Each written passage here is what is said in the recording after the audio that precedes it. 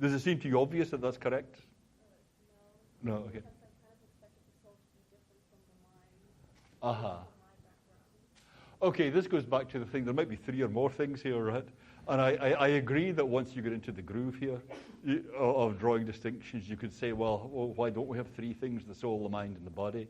For our purposes, I like it as simple as possible.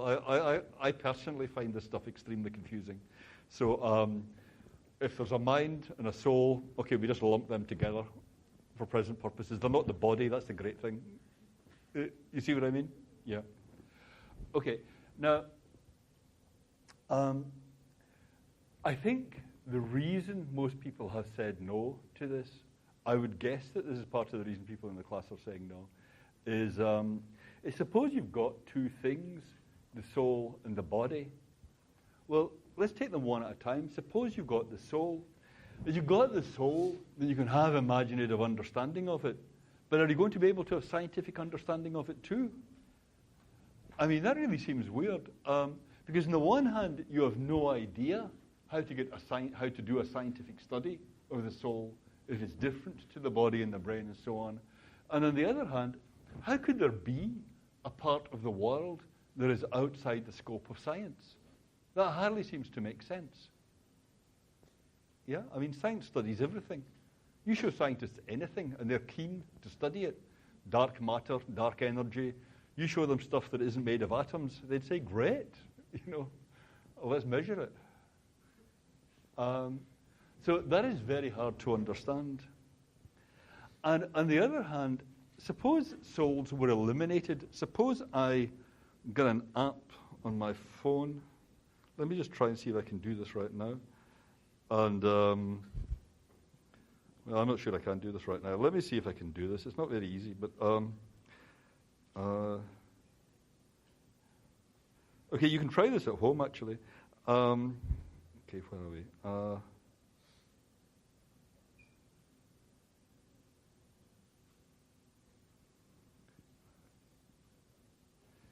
Yeah.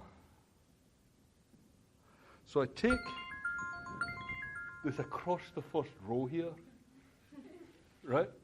And I selectively remove consciousness, but I leave everybody physically untouched. So I removed your souls. Okay, and this is only temporary, right? Now, notice that everybody kind of behaves the same way as before, though the soul has been removed. But of course, that is only what you'd expect. I mean, this is kind of just between us, right? The guys in the front row don't know about this. Of course they're going to act just as before, because they're physically exactly the same. They're subject to exactly the same laws. Yeah? So if we don't return their souls, they're still going to be moving and acting and behaving just the way they ordinarily would. So if you want to interact with them, then you'll really need to use your imaginative understanding. That'll be, in practice, the only way you have of explaining and predicting what they're doing. Because you can't, although what's going on is you've got purely physical organisms here just running along at a deterministic level, then the only way you can't deal with that physics directly. It's too complex. So you'll have to use imaginative understanding. So you'll have to use imaginative understanding and scientific explanation for these guys anyhow, even if there's only a body here. Actually, before I forget,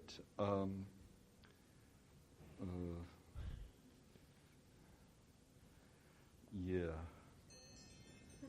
Let me just... Okay. Oh, that's better, isn't it? Right, okay. Okay. Okay. So, I think it's... Okay. Don't say we don't do practical demonstrations in this class yet. Good. Right. Yes?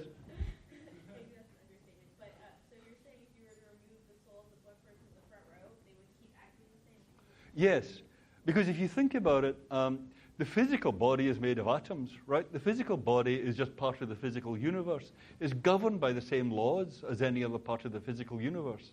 Yeah? So if your body is left intact with no soul, then it's the same atoms operating, governed by the same laws as before. So it's going to move and act just in the same way as before. Why would it be any different?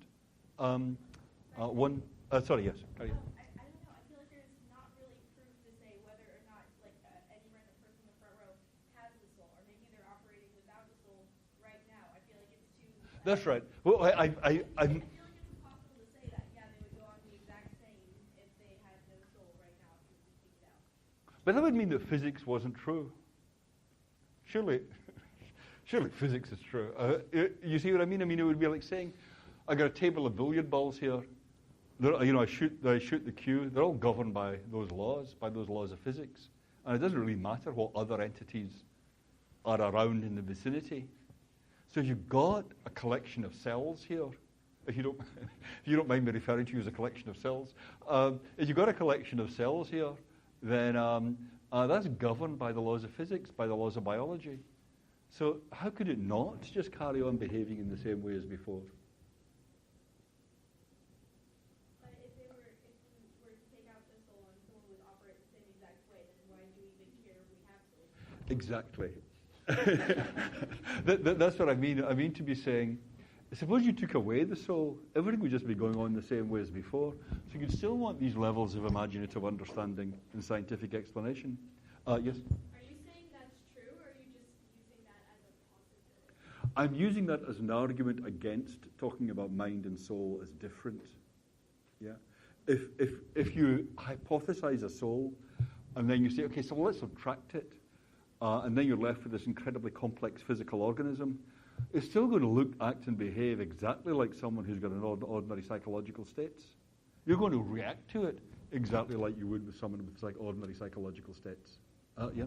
Yeah, I just don't believe that's true, because I believe your soul is where probably a lot of your values and all that are held, and in order to be able to think the same and communicate the same, you have to have those same values and Right. part of that programming soul. That might well be true, but suppose you subtracted the soul, you'd be left with a physical organism that still acted as if it had values.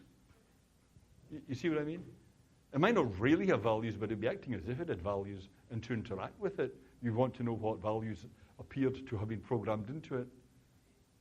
And that's really just a roundabout way of saying the soul isn't making any difference to what happens. Postulate the soul, and it turns out to be idle. You see what I mean? And you're left with these same puzzles about the body as you had originally. What's the relation between my imaginative understanding of this thing and my understanding of it scientifically? Yes? I don't understand how you could have an imaginative understanding of something that doesn't have a conscious experience. How do you have I feel like when you remove the soul, you remove any level of consciousness. So you don't have any conscious experience anymore. There's nothing that it's like to be that. Yes, person, very good. that thought. Very good. Okay. So how do you imagine something Yeah. that's not there? Yeah.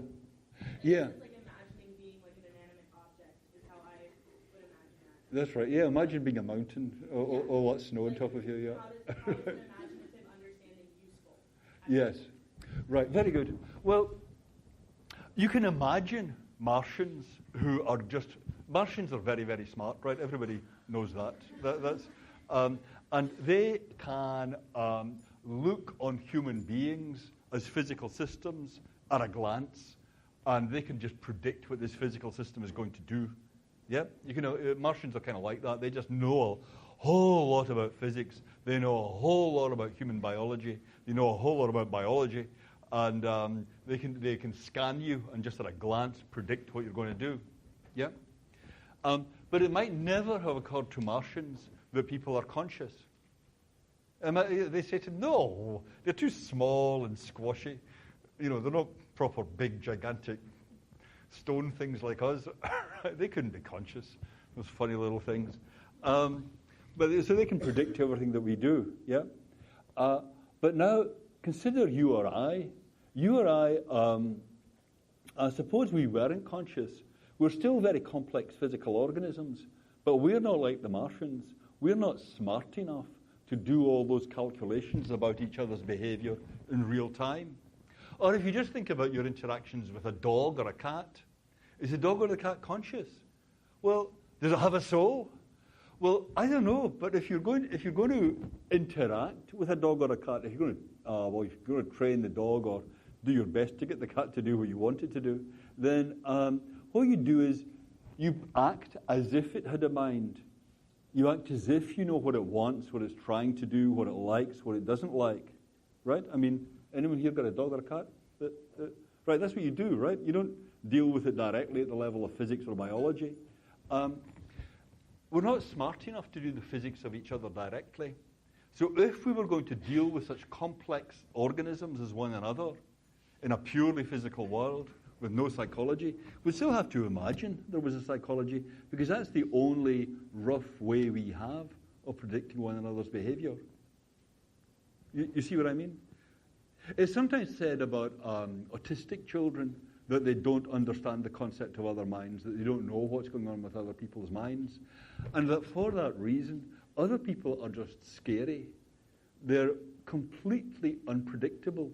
Unless you can think in terms of minds, you have no way of predicting what this object is going to do. These things lumber around in ways that have no rhyme or reason unless you suppose them to have minds. So even if you had these complex physical organisms with no souls, you'd still need to use imagination as your abacus, as your sketch pad, as your convenient way for predicting what people are going to do. That was my point. I hope I'm making things clearer.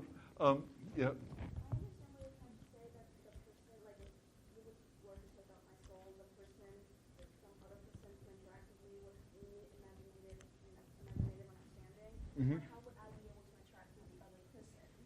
Since, How would you be able to interact with the other person? Like the soul and the mind are supposed to be like lumped together in this scenario. So That's right. how am I supposed to have an understanding of the other person if I don't have a soul or a mind? That's right. This is what I mean. If you subtracted the soul, the only way it would still be true that the only way we'd have of negotiating with one another would be by imaginative understanding. So even if you suppose there's only a body here and subtract the soul, you will still have to use imaginative understanding. What I was saying here was, if you said there's a separate soul, you're still going to want to apply the methods of science to it. And what I'm saying here is, if you say there's a body separate from the soul, you're still going to want to apply imaginative understanding to it, because that's your only way of getting at how it's going to behave. Yeah, but I wouldn't have a mind to be able to apply that. Oh, I see what you mean. Yes, right. Yes, very good, yes. That's true, isn't it? I mean, you guys would really be in trouble, yeah? But the only way it would work is if you could act as if you had minds. Yeah. But here I'm not thinking about you guys. I mean, I'm sorry. I mean, as you were a moment ago, right? Here I'm just thinking of you as a targets of understanding, yeah. So my general, yeah, Connie. Yes, please, yes. Yeah. What if you believed in some type of dualism where you didn't assume behavior necessarily came from the scientific part, like other people were saying, so much dependent on your personal experience? Yes. Subjective things. Right. That if you took away the mind or the soul, that you'd be left kind of in a zombie. And that physically would be different than how you engage with. Right. So if I hadn't returned our souls to these guys, then at the end of lecture they would still be staring glassily in front of them. That would be the idea. They'd behave differently. Yeah. For that to be true, it would have to be true that the physics of the physical universe isn't the whole story.